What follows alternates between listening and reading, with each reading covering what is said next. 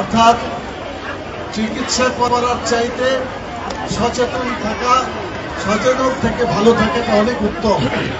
সেজন্য আজকে আপনাদের এখানে চিকিৎসা যারা নিচ্ছেন তারা তো নিচ্ছেন, আপনারা বাড়িতে গিয়ে এলাকায় গিয়ে সবাই প্রচার করবেন এটাই, যে এটার জন্য যে প্রশিক্ষণ আজকে দেওয়া হবে, বিশেষ করে যে অসুখের কথা বলা হচ্ছে, এটার জন্য কি কি প্রিভেনশন নেওয়া উচিত, কি কি সতর্কতামূলক ব্যবস্থা গ্রহণ করলে অসুখটা হয় না, সেটাই আপনার করার চেষ্টা করবেন। সম্মানিত দিদি বোনেরা, আমি আরেকটি কথা বলতে চাই। একটু আগেই আমাদের মহিলা বিভাগের সেক্রেটারি সিদ্দিকা খুব সুন্দর কথা বলেছেন। ওই কথাগুলো আমাদেরই কথা, আমি এটাকে রিপিট করতে চাই না সময়ের কারণে।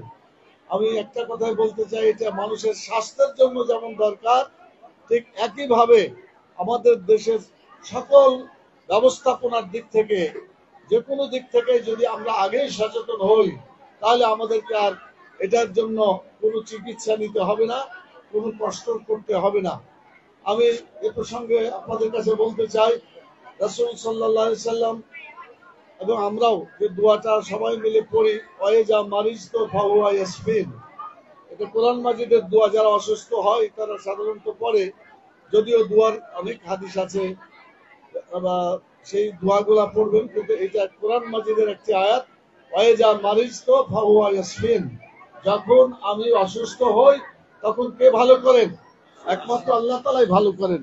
সেজন্য আমাদেরকে আল্লাহ তাআলার কাছে এ ব্যাপারে ধর্ণা দিতে হবে। শেষ রাত্রে উঠে আল্লাহ বলেছেন যে আমি নিচের আকাশে নেমে আসি, তোমরা আমার কাছে চাও। তার মধ্যে একটা বিষয় আছে, তোমাদের মধ্যে কারা অসুস্থ আছো, চিকিৎসা করেও ভালো হচ্ছে না, আমার কাছে চাও, আমি তোমাদেরকে ভালো করে দিব। সেজন্য মহিলাদেরকে আমি অনুরোধ করব, শেষ রাত্রে উঠে আল্লাহর কাছে, যিনি সবচেয়ে বড় চিকিৎসক, তিনি যদি ইচ্ছা করেন তাহলে কারো অসুখ হতে পারে না, আর তিনি যদি ইচ্ছা করেন যে কোনো সময় তাকে সুস্থতা দান করে দেন। অতএব সেখানে আপনার দোয়া করবেন, আল্লাহর কাছে চাইবেন। শেষ কথা যেটা বলে আমি আমার বক্তব্য শেষ করতে চাই, আপনারা অনেক সময় ধরে দাঁড়িয়ে আছেন, চিকিৎসা নিচ্ছেন, আলোচনা দীর্ঘায়িত করে লাভ নেই। তবে একটা কথা বলেই শেষ করছি, সেটা খুব গুরুত্বপূর্ণ কথা।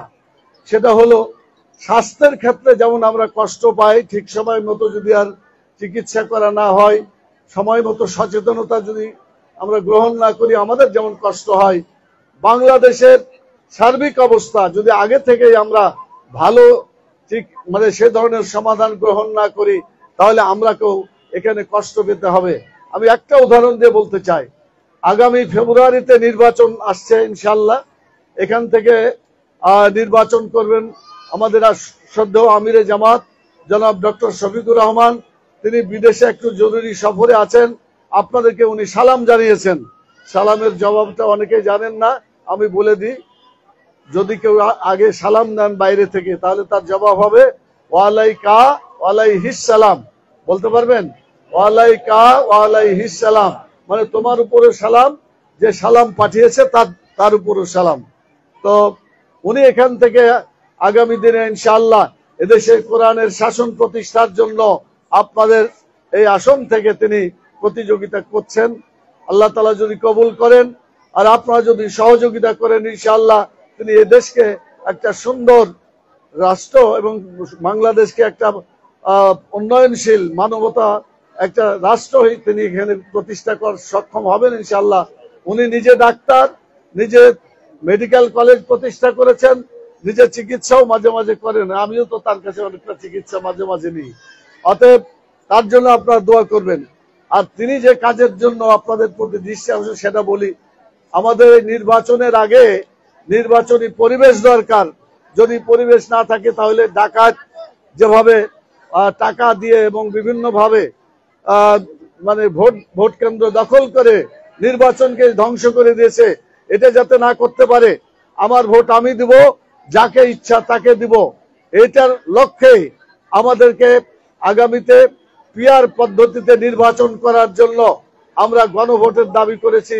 আজকের মধ্যেই প্রধান উপদেষ্টাকে আমরা বলেছি, অধিকাংশ দল তারা চায় এখানে পিয়ার পদ্ধতি, এই পদ্ধতি চালু হলে এখানে ডাকাতি হবে না, এখানে গুন্ডামো হবে না। 10টা গুন্ডা 20টা না 10টা হুন্ডা 20টা গুন্ডা, ইলেকশন ঠান্ডা, এই যে সন্ত্রাসী যে কথা, এই কথাটা চিরতরে বন্ধ হয়ে যাবে ইনশাআল্লাহ, এবং প্রত্যেকটা মানুষের ভোটের অধিকার স্বীকৃত হবে।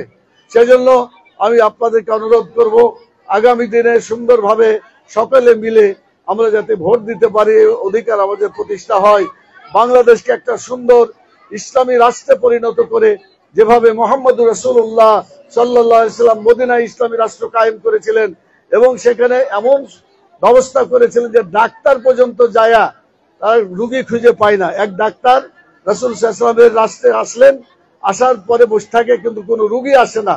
তখন তাদেরকে জিজ্ঞেস করলো যে ভাই, আপনাদের এলাকায় রুগী আসে না কেন? তো তারা বললো যে কেমন করে রুগী আসবে, আমরা আগেই সচেতন হয়ে যাই, পেটটাকে 3 ভাগ করে, 1 ভাগ পানি খাই, 1 ভাগ খাবার খাই, আর এক ভাগ বাতাসের জন্য রেখে দিই, এভাবে 3 ভাগ করে আমরা খাবার খাই। তো বললো এই কারণে এখানে কোনো রুগী পাওয়া যাচ্ছে না, অতএব রোগমুক্ত একটা বাংলা এলাকায় এসে আমার এই মেডিকেলের পেশা এটা চলবে না। উনি তখন ফিরে চলে গেলেন। আজকে বাংলাদেশে সত্যি যদি আমরা কোরআনের শাসন অনুযায়ী, রাসূল সাল্লাল্লাহু আলাইহি ওয়াসাল্লাম নির্দেশ অনুযায়ী শুধু স্বাস্থ্য বিভাগ না, সকল বিভাগে এটা আমল করি, আমাদের জীবন সুন্দর হয়ে যাবে ইনশাআল্লাহ। তো আপনাদের কাছে এ ব্যাপারে সে দৃষ্টি আকর্ষণ করে, আমাদের এখানে চিকিৎসক ভাইরা এসেছেন, যারা এখানে চিকিৎসা করছেন তাদেরকে ধন্যবাদ জানাই।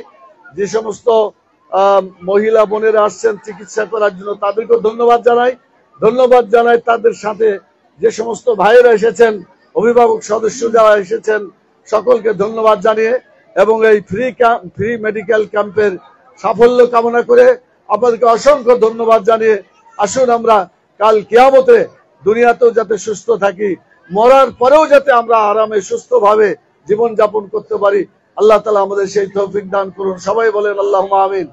এই বৈঠক কথা শেষ করার আগে কাফারাতুল মজলিসটা আমার সাথে পড়েন সবাই। সুবহানাকা পড়েন, সুবহানাকা আল্লাহুম্মা ওয়া বিহামদিকা আশহাদু আল্লা ইলাহা ইল্লা আনতা আস্তাগফিরুকা ওয়া আতুবু ইলাইকা। আসসালামু আলাইকুম ওয়া রাহমাতুল্লাহি ওয়া বারাকাতুহু।